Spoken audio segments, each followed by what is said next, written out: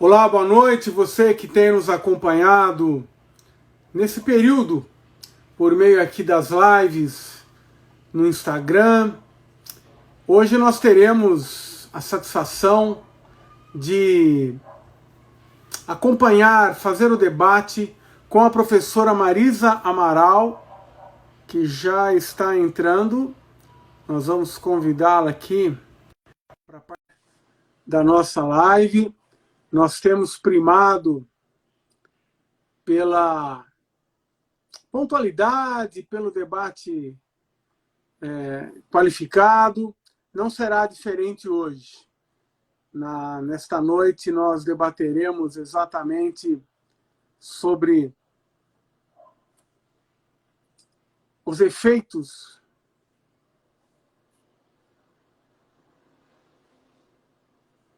os desdobramentos, digamos, econômicos da pandemia, e para isso teremos aqui uma economista muito qualificada que acaba de entrar aqui na nossa live. Tudo bom, Marisa? Oi, Edilson, tudo bem? Tudo ótimo. Então eu estava aqui já iniciando com os nossos internautas a apresentação aqui do que vai pautar o nosso debate hoje, né? E quero inicialmente agradecer muito a você pela disponibilidade. Creio que você também esteja participando de várias atividades desse tipo. Eu não sei as consequências de tantas atividades digitais, online. Depois nós vamos ver no que tudo isso vai dar, mas fica isso para depois. Bom, então, Marisa, eu quero te agradecer muito a sua presença e vamos ter um debate certamente muito qualificado. Se quiser dar uma boa noite antes de eu te apresentar. Bom, boa noite, Edilson. Acho bom falar algumas coisas antes para saber, inclusive, se as pessoas me ouvem bem, se o enquadramento está bom, se a posição da câmera está ok, né? Mas eu vou aproveitar, na realidade, para agradecer. Na verdade, o agradecimento precisa ser meu, né? Pelo convite para participar contigo desse bate-papo, assim, sobre um tema, enfim, que é inevitável. Apesar dos acontecimentos do dia terem ofuscado um pouco, talvez, né? A discussão que a gente precisa fazer aqui hoje. Mas se a gente for esperar não ter nada, dia nenhum, a gente nunca conversa, né?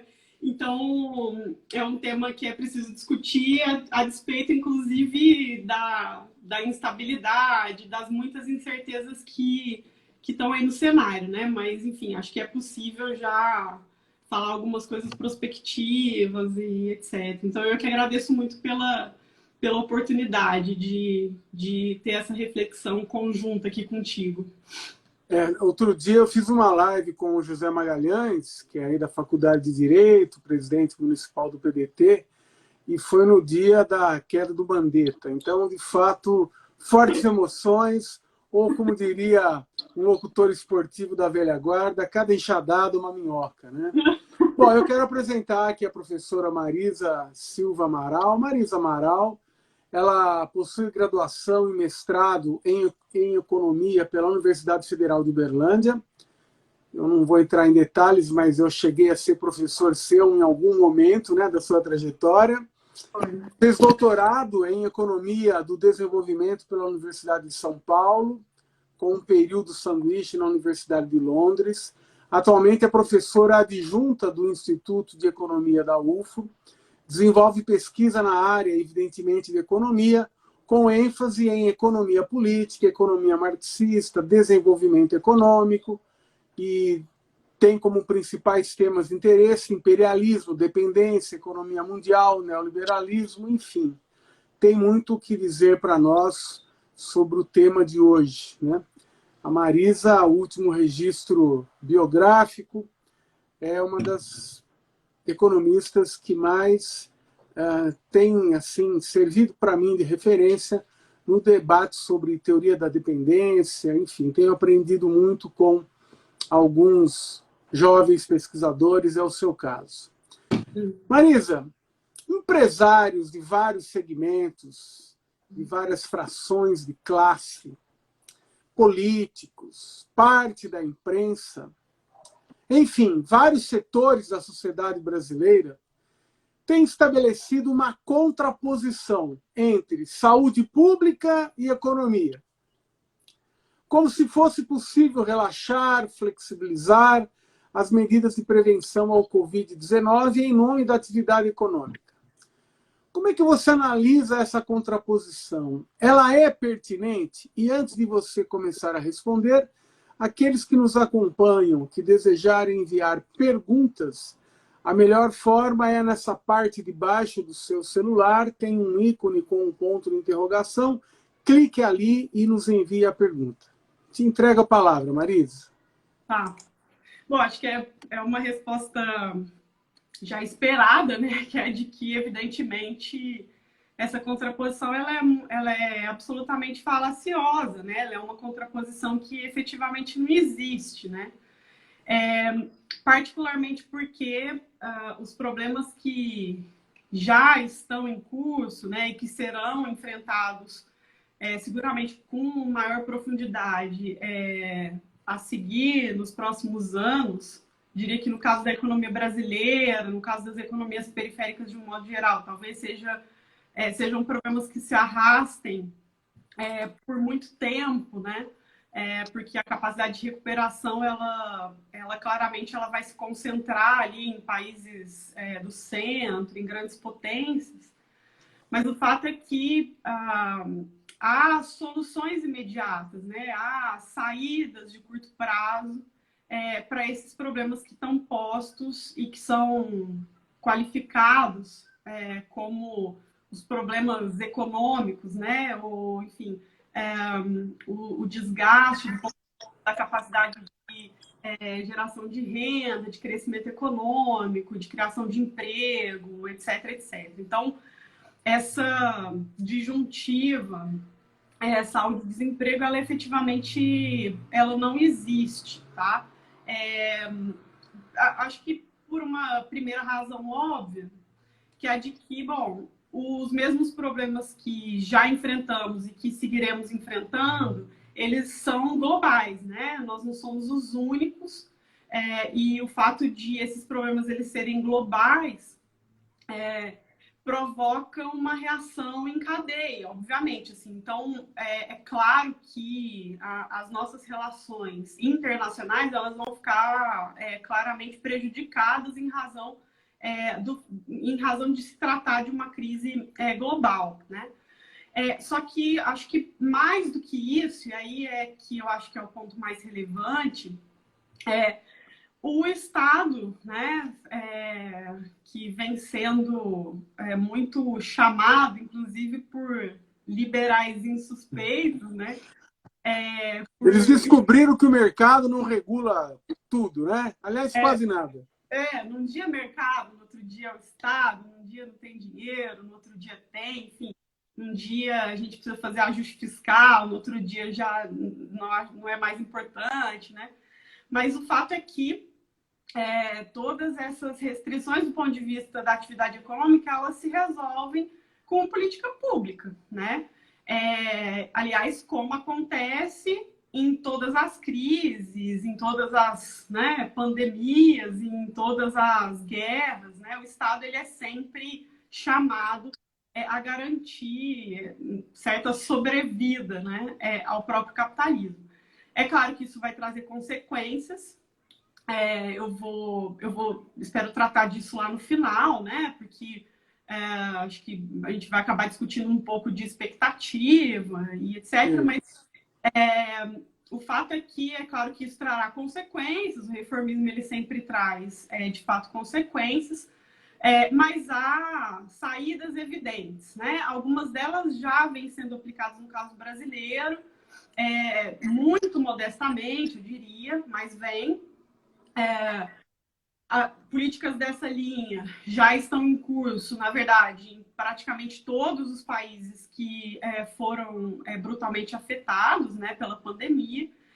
E no caso brasileiro, especificamente, e acho que vale tratar dele porque porque ele é muito emblemático, assim, né, de um terraplanismo, um negacionismo, né, baseado ou sustentado nesse argumento, né, de que haveria enfraquecimento do nível de atividade, desemprego, empobrecimento, etc, etc. Então, o caso brasileiro ele é um caso emblemático de um governo que se recusa, né, de fato, a levar adiante essas políticas de auxílio, né, essas políticas de socorro, justamente porque, ou se não se recusa, né, topou fazê-lo em grau muito reduzido, né, e num espaço de tempo muito alongado, né, e se recusa ou faz isso muito lentamente, justamente por estar amarrado ali a um fiscalismo dogmático, né, que impõe uma regra de teto de gastos, né, que no final das contas força, né, as políticas de austeridade. Parece que essa regra de teto de gastos, e aí nem estou me referindo à PEC, né, à Emenda Constitucional 95, né, estou me referindo à responsabilidade fiscal e etc., e a tentativas, pelo menos, de sustentação de superávites primários. Essa regra ela é política, né? Ela é política, ela é uma decisão política, mas o governo optou por negar a gravidade do problema sanitário em nome da sustentação desse fiscalismo burro, né? Desse fiscalismo tacanho, etc. Então, e aí, o que eu quero dizer quando afirmo que há políticas possíveis, né? Eu quero dizer que, basicamente, o Estado ele tem capacidade, claro que não ilimitada, mas ele tem uma capacidade muito ampla de injetar liquidez na economia, e ao injetar liquidez na economia, e de fazer isso de diversas formas, né? Através de garantia de renda, através de suspensão de dívidas, enfim, através de injeção de liquidez no próprio sistema financeiro, ainda que isso se mostre equivocado para o momento, né?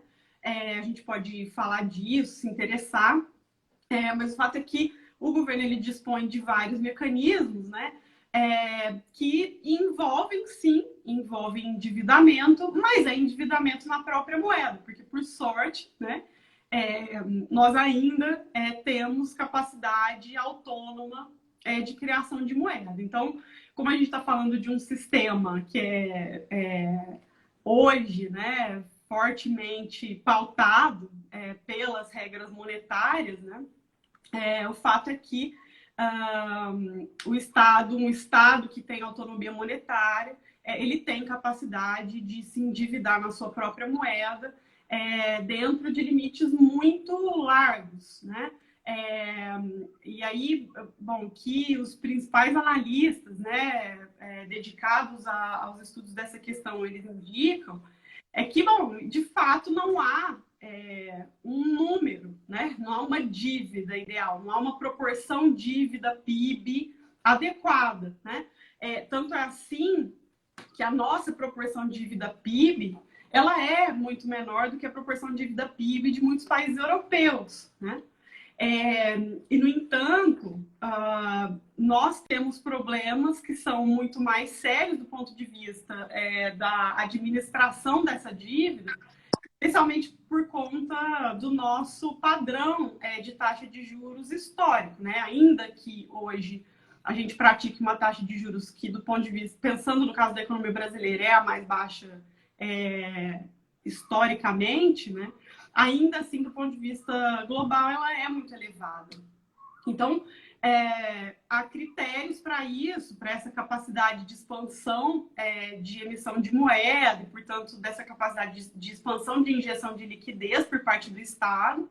Há limites, né, para essa capacidade de endividamento, mas esses limites eles são também facilmente administráveis, né, porque eles estão ligados justamente a esse compromisso de o Banco Central sustentar uma taxa de juros mais baixa, e se assim acontece, né, a gente tem condições de avançar aí, no processo de emissão de moeda, que cria dívida pública mais facilmente administrável, né? Porque a taxa, aquilo que a gente precisaria gastar para pagar serviço, etc., ficaria abaixo do próprio crescimento do produto. Então, enfim, há saídas possíveis, mas o governo evita, o governo evita usá-las, né? E a minha leitura é de que todo esse negacionismo, para além, acho que da ignorância do chefe do executivo, etc., mas todo esse negacionismo ele tem ali no fundo, acho, né, o propósito de postergar o andamento dessas políticas, para pressionar em favor de um enfraquecimento do distanciamento social, e com isso evitar de fato que esses gastos eles precisem ser feitos, né? E aí, bom, a gente teria problemas brutais do ponto de vista sanitário, de saúde, que impactariam, obviamente, ainda mais a economia, né? A economia. Então, a percepção é de que quanto mais lentos formos, né, nesse processo, maiores dificuldades teremos para nos recuperar lá adiante, né? Muito bem, Marisa, vamos avançar aqui. Só fazer um registro, né? As primeiras medidas que o governo tomou lá no comecinho da atual crise não foram favoráveis e em favor e em benefício nem de trabalhadores, nem de empresas. Sim. Foram favoráveis ao capital financeiro, que recebeu, por várias medidas, um aporte de 1 trilhão e 300 bilhões de reais. É bom deixar bem claro que existem escolhas ligadas aos interesses rentistas. E é uma escolha super equivocada, porque ainda que represente uma injeção de liquidez, né, o problema é injetar liquidez no sistema privado, né, no sistema financeiro privado, que funciona sob uma outra lógica, né, e que, obviamente, enfim, faz os seus cálculos econômicos com base em expectativas, etc. Então, o problema é injetar financeiro privado, mas não convencer os bancos de fazerem essa liquidez girar, né? E de se converter em crédito que possa favorecer empresas e, no limite, famílias. Nós vamos ver no final dessa crise qual setor da economia brasileira lucrará. Aí nós vamos ver se nós estamos exagerando na avaliação aqui. Deixa eu passar para a segunda pergunta, Marisa. Tem sido revelador ver tantos agentes sociais falarem coisas do tipo: sem que se trabalhe não haverá comida, não haverá salário, formas de pagar os compromissos por parte das empresas. Eu fico aqui matutando, né? Tanto tem sido falado que o trabalho já não existiria mais. Sim, a live é sobre economia, mas numa análise real que nós fazemos, o agente histórico que produz a riqueza se chama o conjunto de homens e mulheres que vivem da venda da sua força de trabalho. Então é interessante ver empresários, né, dizendo: não, nós precisamos ter trabalho, senão não haverá. O que você tem a dizer para nós sobre isso? Não, aí não adianta, aí é o recurso a... eu acompanhei, né, a live com o Alexandre Avelar e teve um momento em que você falou: olha, não vou dizer isso ou aquilo para não ficarem pensando que essa é uma live comunista. Eu já vou soltar logo: olha, aqui, inevitável, o recurso, né, ao velho, né, ao velho barbudo, né, que não é o Papai Noel. Que não é o Papai Noel, né, e que quando publica, ali na segunda metade, 1867, segunda metade do século XIX, o primeiro livro da sua obra máxima, né, nos esclarece nitidamente quem é que cria riqueza material, quem é que produz, portanto, valor, quem é que produz e reproduz o capital, né? E mais do que isso, quem é que produz e reproduz a si próprio, né? Quem é que produz e reproduz o próprio valor da sua força de trabalho, da sua capacidade de trabalho, e, consequentemente, é quem produz, né, o seu próprio salário, né? Então, nesse primeiro livro do Capital, Marx é claro ao demonstrar, né, que valor, riqueza, efetivamente só se cria a partir de trabalho vivo, né? Enfim, através de trabalho excedente, portanto, de exploração da força de trabalho e de exploração intensificada, né, cada vez mais aprofundada. De modo que é claro, né, que essas falas todas elas têm um propósito limite, né, que é o de defender lucros, né?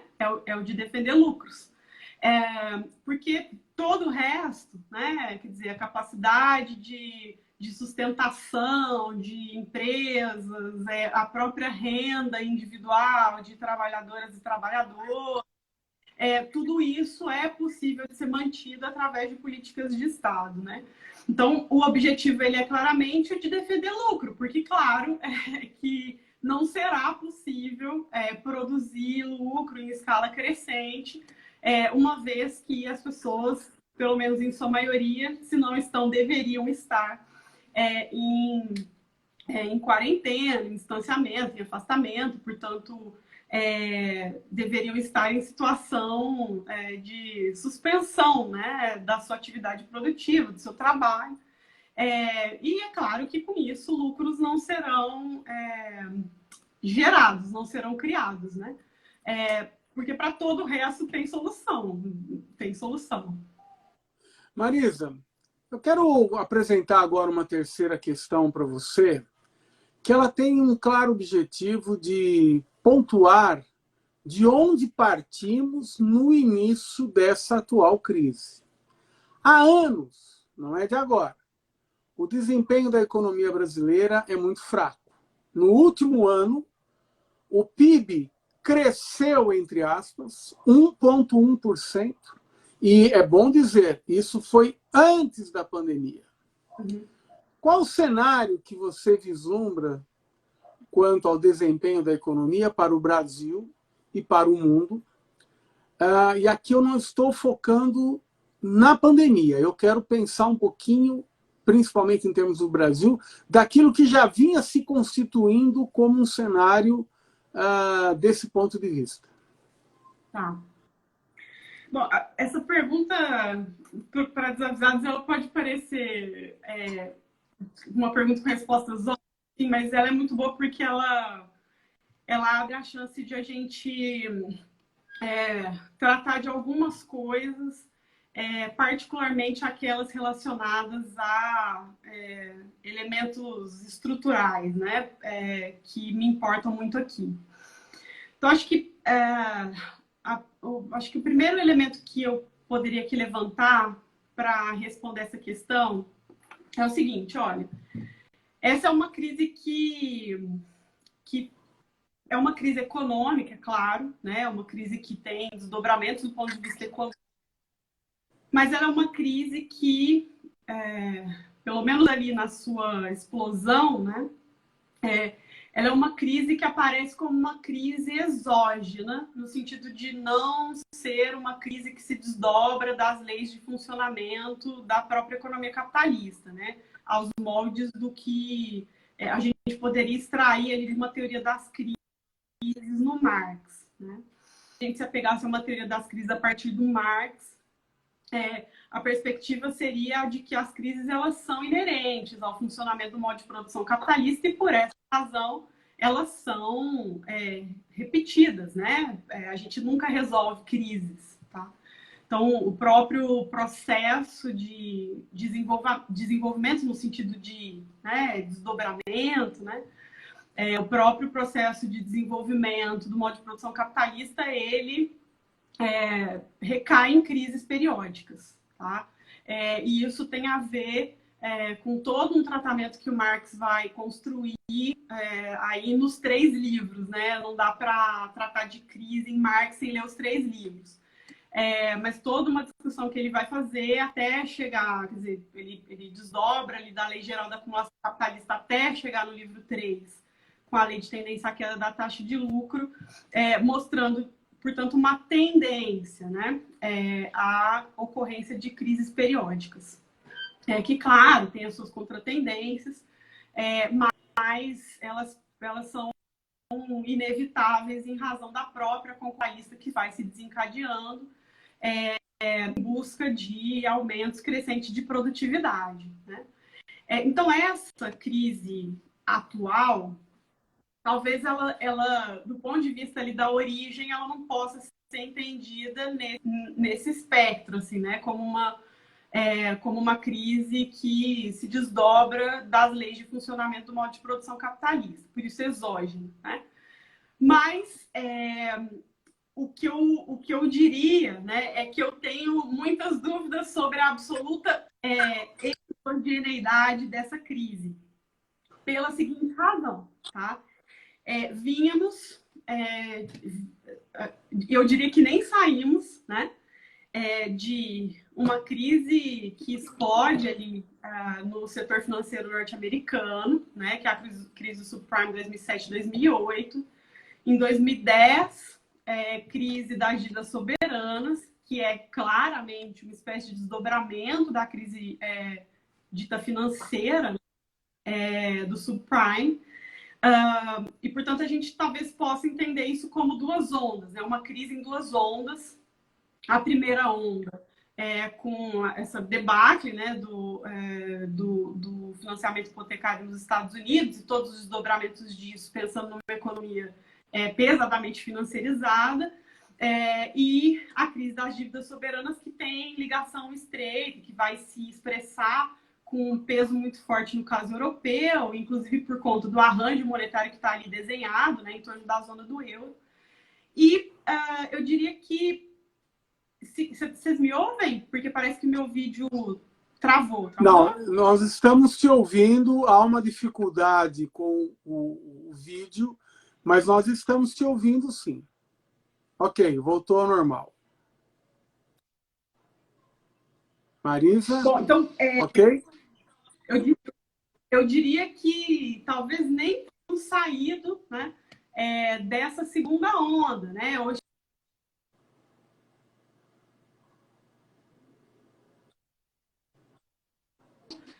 talvez de uma terceira onda, oriunda onda lá em 2008, tá? Então, o que essa crise do que ela traz, né? Talvez ela antecipe esse momento, né? E seguramente aprofunda crises que já estão, obviamente, em curso. E aí, por que eu estou falando isso, né? Porque essa sequência, 2008, 2010 e todos os desdobramentos a partir daí, essa sequência ela vai nos trazer problemas importantes, tá? E esses problemas importantes, eles estão ligados a como vai se desenhando um aparato de política econômica, né? Claramente de aprofundamento neoliberal, né? E eu digo isso inclusive para me referir ao período Dilma, tá? Para não dizer que me refiro também ao período Lula, num neoliberalismo que talvez a gente pudesse chamar de um neoliberalismo mais brando, alguns chamariam de um esquisito neoliberalismo de esquerda, enfim.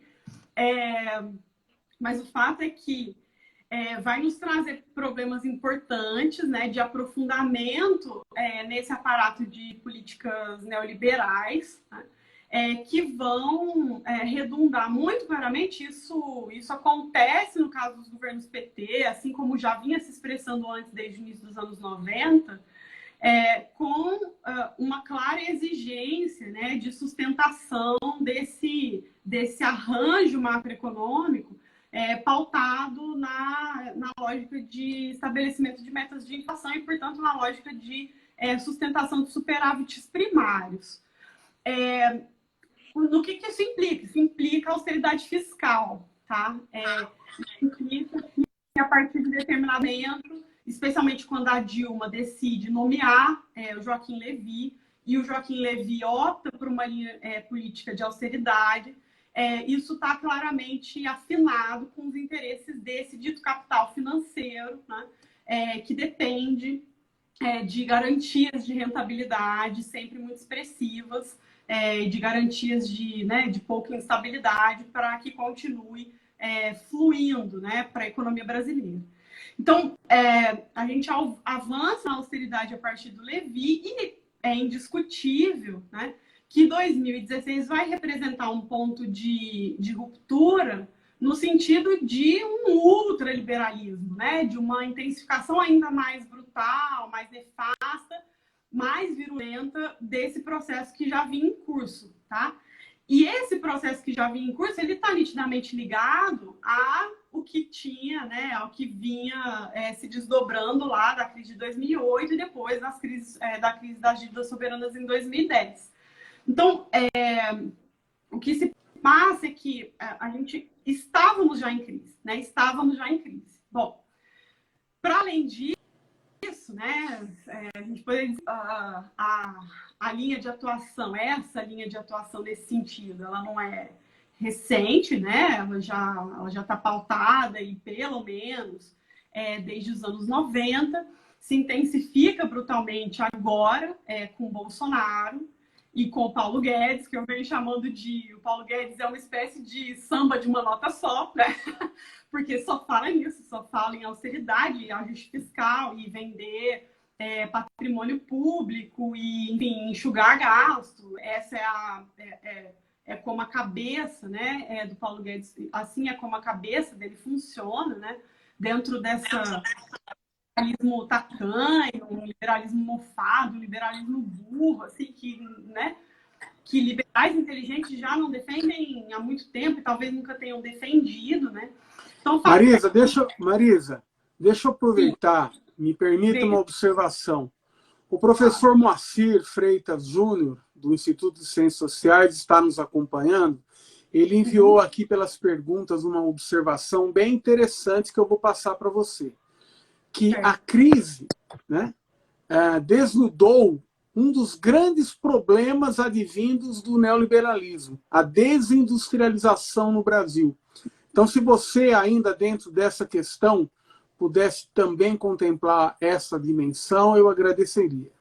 Claro. Porque, quer dizer, para além de tudo isso, né, somos um país dependente, né? Somos uma economia que, historicamente, é brutalmente vulnerável a choques externos, é brutalmente vulnerável a esses impactos todos que vêm do setor externo e das relações internacionais na forma como elas se desenham. Então, a desindustrialização, inclusive, ela vai... E eu, inclusive, pensei até em falar sobre isso, né? Numa discussão em torno da atuação dos estados, mas é evidente que a crise ela vai refletir, ela vai demonstrar como fizemos uma opção equivocada, tá? Como fizemos uma opção equivocada e mantivemos essa opção equivocada durante o período neodesenvolvimentista, né? Que foi esse, de uma espécie de regionalismo aberto, né? De uma tentativa de combinar coisas que não são combináveis, né? Que é uma política de caráter neoliberal com um nível de abertura comercial e financeira, de modo a esperar que isso pudesse nos levar a um tipo de inserção externa mais privilegiado. O que na realidade acontece é que isso nos coloca aí, ou pelo menos reforça, né, uma posição historicamente puxada pelo setor primário exportador, né? E que vai se refletir muito problemática, especialmente agora, num contexto em que a gente se vê absolutamente desprovido de tecnologias básicas que são necessárias para a garantia de segurança, para a atuação daqueles que operam aí na saúde, que estão em atendimento direto às pessoas contaminadas e atuando nos hospitais, etc. Então, acho que, sem dúvida, a crise ela vai esboçar isso com muita clareza, e isso é um resultado também expressivo dessa opção, né, por uma inserção externa numa dinâmica brutalmente financiarizada como a do capitalismo contemporâneo, né? Mas o fato é que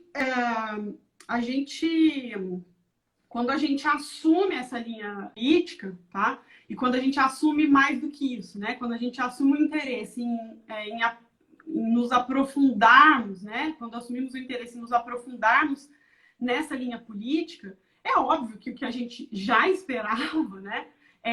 Era uma incapacidade de crescer. É uma incapacidade de crescer que a gente já vem assistindo desde 2016. A gente patina perto de 1% por ano, que é muito abaixo do que vem crescendo o produto mundial. Então, a gente já esperava claramente uma capacidade de crescer muito baixa, especialmente em razão do fato de que estão sendo tocadas reformas pautadas na lógica da austeridade, na lógica do ajuste fiscal, e, portanto, numa lógica que ela dificulta, ela empobrece, né? Ela dificulta a capacidade de consumo, ela dificulta a constituição de uma demanda agregada, robusta, sustentável, tá? E isso tem a ver, claro, com a orientação, né? Acho. Eu já pensei muito sobre isso, né? Se trata de cinismo, se trata de fraqueza teórica, né? Eu já pensei muito a respeito disso, assim. Tendo a achar que se trata mesmo de debilidade teórica dos quadros ali do Ministério, do hoje Ministério da Economia, né?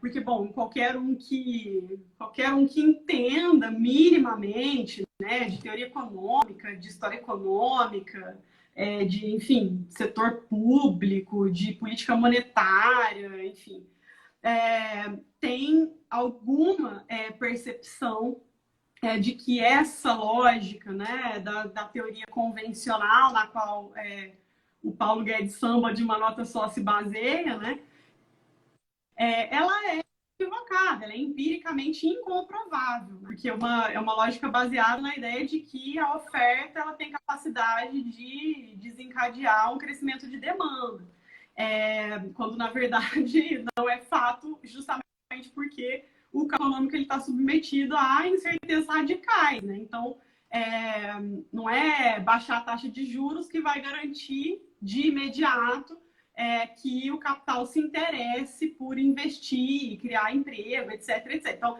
não é fazer reforma da Previdência que vai garantir que automaticamente os empregadores, né, eles topem investir, contratar, etc, etc. Não é fazer reforma trabalhista que vai garantir isso de imediato. Não é fazer um ajuste fiscal, tipo emenda constitucional 95, que vai garantir isso de imediato. É por essa razão que que já fizemos aí uma sequência de reformas de austeridade, faremos outras tantas, penso que faremos outras tantas, e isso não será suficiente de imediato para garantir que haja investimento e geração de emprego, né?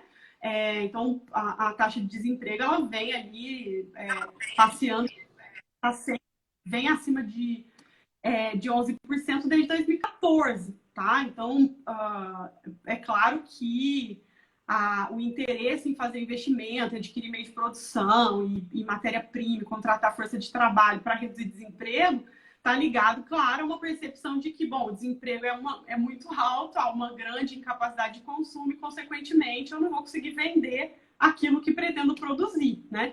Então, a dinâmica ela é inversa, né? a demanda, ela tem essa capacidade de criar um efeito multiplicador.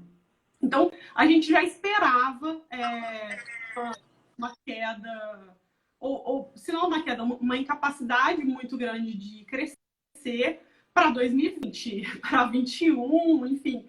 É difícil prever, mas já esperávamos por isso para um período um pouco mais alongado, né? As previsões elas estavam sendo revistas desde fevereiro, se eu não erro, para esse ano mesmo, né? Então, agora, nos últimos meses, antes, né, da pandemia, a expectativa de crescimento estava girando em torno de 0,9% até 2%, dependendo de qual agência que fazia a projeção, quando o governo vinha declarando que, por conta das reformas, especialmente a da Previdência, seguramente a gente chegaria aí num crescimento de 3,5%. Super duvidoso esse número, assim, muito, muito improvável. E aí é óbvio, né, que a pandemia, ela aprofunda muito isso, ela cria, de fato, uma tendência de piora muito grande nesse quadro, né, rumo a uma recessão que já vem sendo calculada aí para alguma coisa acima de 5% agora em 2020, né? E aí isso tem a ver, claro, com os impactos internos da pandemia, mas também com os impactos internacionais que vão limitar muito, né, as próprias relações ali no plano internacional, né? Marisa, nós temos pouco mais de 15 minutos para o término da live. Eu ainda tenho duas questões. Eu vou priorizar aquela que me parece o desdobramento do que você acabou de responder, olhando para o futuro. Antes de fazer a pergunta, se houver tempo, faremos a outra também. Registrar aqui, tem um ex-aluno, ele falou que foi aluno nosso, meu e seu, então... E o Leonardo Barbosa está aí fazendo uma referência a você, dizendo que você é referência dele. É o seguinte, eu quero perguntar para você o seguinte, olhando para frente, que papéis cumprirão no pós-pandemia a ciência, o planejamento e o Estado relativamente ao crescimento econômico e ao desenvolvimento do país? Veja que eu não estou perguntando que papel este governo, que a gente não sabe como é que vai ser depois de amanhã. Eu estou me referindo à ciência, ao planejamento e ao Estado. Certo. Então, uma das razões pelas quais eu te agradeço de novo, assim, né, porque o seu convite acabou me estimulando a... Eu não concluí, né, a redação, mas acabou me estimulando a redigir um pequeno texto, que eu não sei se vai crescer ou se vai ficar onde está, mas é um texto que foi...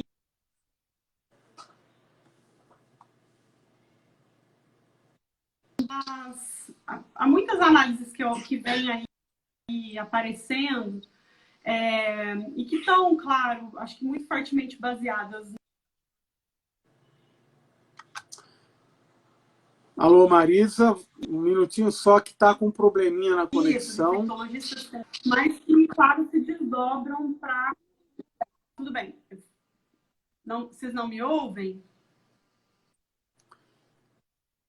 Não, nós estamos te ouvindo. Agora voltou melhor. Então pode retomar o argumento. Vou retomar. Então, que é um incômodo que me surgiu assim a partir de uma perspectiva que, né, virologistas, infectologistas vêm levantando a respeito de como possivelmente, né, se comportará o vírus, né, e dos desdobramentos disso do ponto de vista da necessidade de distanciamento social ou não. É claro que essas expectativas elas se desdobram às econômicas, né, de como a economia reagiria a essas necessidades impostas pela crise sanitária, né, pela crise pandêmica. E aí, então, o que vem se dizendo muito, né, é que, bom, o futuro já não é mais como era antes, né?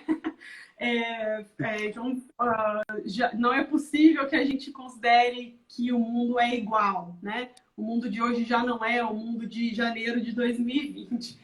E isso vem me incomodando demais, assim, porque a minha percepção é a de que a gente não vai ter mudanças muito substantivas, ou pelo menos a gente não vai ter mudanças que extrapolem, né, o plano ali da perfumaria, né?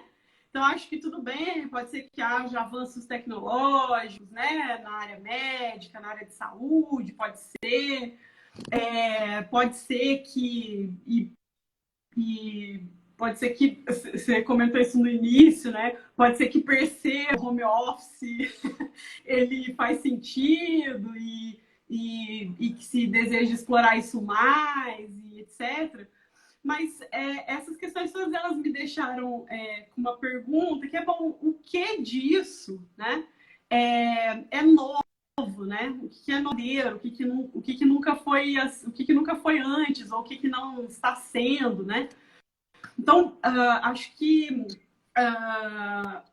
o que esse processo ele vai nos mostrar, né, é, na realidade, um aprofundamento, acho que uma aceleração, uma velocidade muito maior de certas tendências que já estavam desenhadas e certas estruturas que já vinham muito bem condensadas, mas que ainda não tinham penetrado absolutamente na dinâmica, né? Então, acho que no máximo isso, tá? E aí, eu estou dizendo essas coisas para te dizer de que papel que vão cumprir, né? Ciência, Estado, né? E planejamento no processo de crescimento econômico, mesmo com o qual sempre cumpriram, né?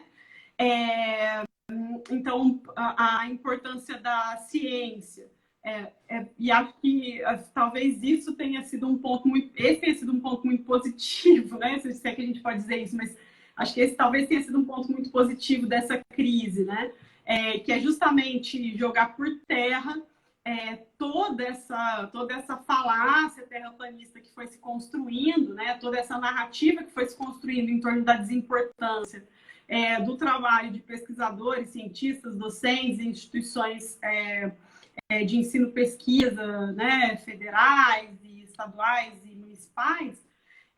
Então, acho que essa crise ela vem mostrando, né, a enorme bobagem em torno de toda essa retórica absurda, ignorante, né, que foi se desenhando. O Estado, né, e o planejamento, eles estão se mostrando como sempre foram, né? Eu diria que, e aí eu preciso recorrer, né, a análises que têm uma percepção de que, na realidade, é uma leitura errada, né? Essa de visualizar o neoliberalismo como um sistema, como, enfim, uma estratégia que se pauta por afastamento do Estado, ou minimização do Estado mínimo, inexistência de Estado atuante, etc. Muito pelo contrário, assim, que a gente tem Estado máximo, no entanto, dedicado a outras prioridades, né, a depender da conjuntura histórica. Então, sempre tivemos Estado capitalista, né? Sempre tivemos no Estado uma ferramenta política de sustentação dessa ordem, né? E agora o Estado é diferente. Então, o Harvey ele chama isso de liberalismo embutido, né? As análises muito boas. Tem um livro do José Guilherme Melchior, que chama Liberalismo Antigo e Moderno, que vai também fazer essa discussão, né, em torno da bobagem que é entender o keynesianismo como uma contraposição ao próprio liberalismo, né? O keynesianismo ele nasce do liberalismo e ele, no final das contas, é ferramenta, é instrumento de garantia de atuação do Estado para, enfim, alimentar ali o curso do processo de acumulação, especialmente quando o processo de acumulação sofre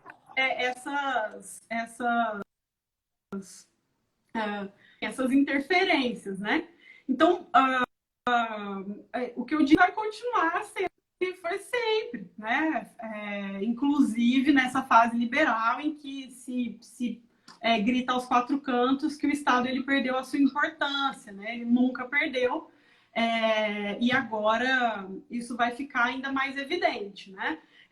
E aí isso me faz tratar das consequências, né? Isso me faz tratar lá daquilo que comentei no início, que é o de que, bom, chamar o Estado à atuação, né, chamar o Estado a socorrer, a resolver problemas, esses problemas de curto prazo, muito provavelmente será chamado, né, a atuar no sentido de constituir uma trajetória de longo prazo, que possa retomar uma trajetória de crescimento. Muito provavelmente isso vai ter que acontecer, apesar de... Quer dizer, ontem o governo apresentou o seu plano Marshall, né?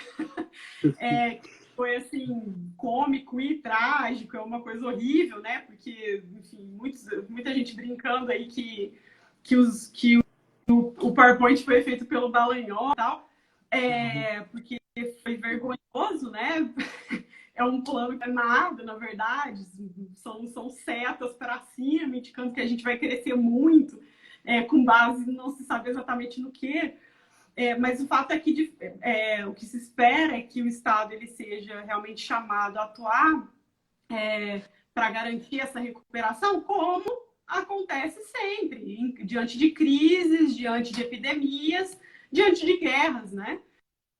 Então, o que a história do capitalismo nos mostra é justamente como o Estado ele tem atuado como um braço direito, indispensável, da própria dinâmica de acumulação de capital. Então, quer dizer, se essa é a sociabilidade, evidentemente o Estado ele atuará no sentido de garantir que essa sociabilidade ela se sustente, né? E que ela seja, portanto, lucrativa, alcance os seus objetivos no limite máximo possível, né? E as consequências, portanto, assim, no que eu espero, né? Porque dizer que a expectativa é de que o Estado ele seja atuante, etc., não significa dizer um Estado que atue nessa perspectiva keynesiana o tempo todo, né?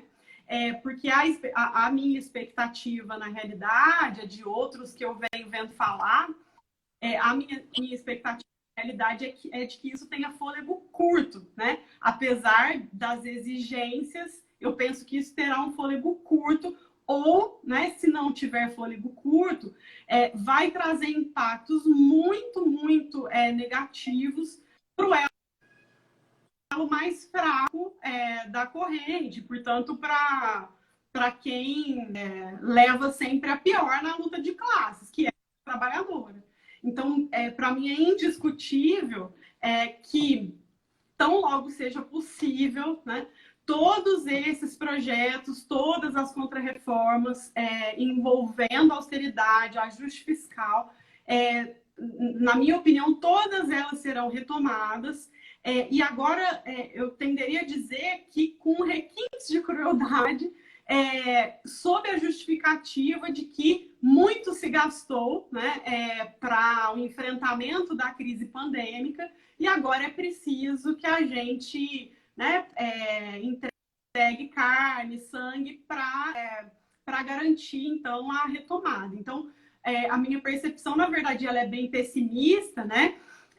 Que é bom, o Estado atuará numa perspectiva keynesiana, se é que a gente assim pode dizer, ele atuará keynesiana no curto prazo, acho que vai precisar atuar de alguma maneira no sentido de garantir uma infraestrutura mínima para recuperação, né? Pode ser que haja um freio ou outro aí na privatização de patrimônio público, né? Talvez, especialmente no que se refere aos bancos públicos, que estão mostrando agora a sua importância.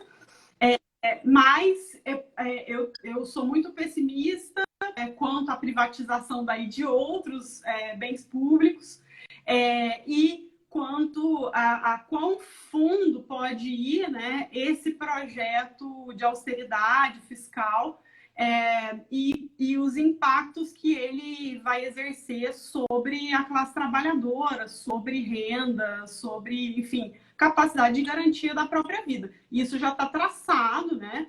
Quer dizer, agora, se aprovam aí medidas que vão favorecer uma espécie de mini-reforma trabalhista, essa coisa da carteira verde e amarela, você pretendia discutir essa questão dos estados, né? Mas a exigência de contrapartidas aos estados, né, para que o governo federal vá injetando liquidez, passam por congelamento no limite de redução salarial de funcionalismo público. Isso não está distante dos funcionários públicos federais, né?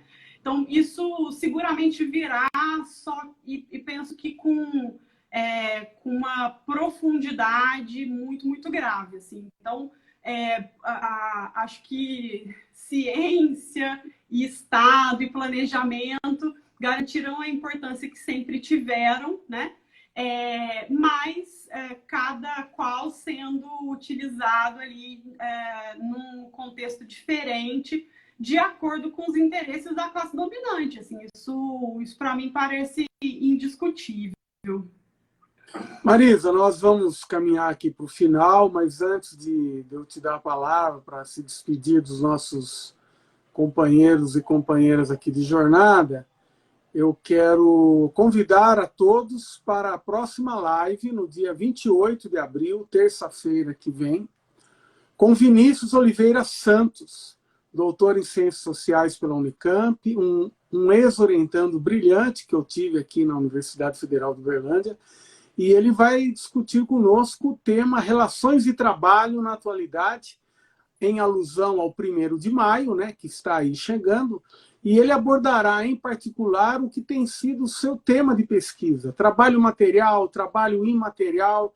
Acho que será uma ótima oportunidade, né? O Vinícius Oliveira Santos tem o apelido de Chegado, para aqueles que o conhecem, e é uma figura adorável, tenho certeza que todos aproveitarão muito. Marisa, eu quero te agradecer imensamente pela sua disponibilidade, quero dizer que foi uma live com muito conteúdo, e para que a gente não corra o risco dela cair por obra e graça da determinação do Instagram, eu peço que você se despeça, e foi uma grande satisfação. Um abraço.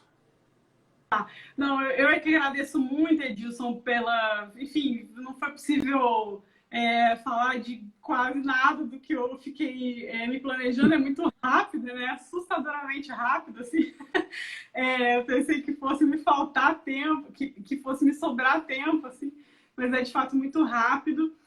Eu é que quero agradecer e me colocar à disposição aí para a gente dialogar em outros momentos a respeito dessas questões. Acho que a live do Vinícius vai ser excelente, assim, para complementar talvez um pouco disso que levantei aqui em torno das expectativas negativas, né? E, enfim, expressar um pouco essa percepção de, olha, eu sou em geral muito pessimista, mas tudo bem, é um pessimismo analítico, né? Porque, de fato, o que me parece é que a dinâmica ela vem dificultando absurdamente a nossa capacidade de organização de medidas, de políticas, de um engajamento que se paute, né, por uma transcendência dessa lógica mercantil, né, que atravessa todos os setores da vida e que atravessa, inclusive, a saúde, que hoje se mostra um problema, o nosso problema central, né? Então, acho que muitos têm discutido, inclusive, impactos geopolíticos, né? Uma possível decadência chinesa. Acho que nada disso vai acontecer, né? Acho que continuaremos ali sob a mesma lógica, só que com as suas contradições muitíssimo mais acirradas, e a gente precisa se preparar para isso, do ponto de vista da análise, do diagnóstico e da ação, é claro, né? Muito bem. Essa live, assim que possível, estará disponível aqui no Instagram e depois subirá também para o nosso canal no YouTube. Boa noite a todos, um grande abraço. Tchau, tchau. Aí a gente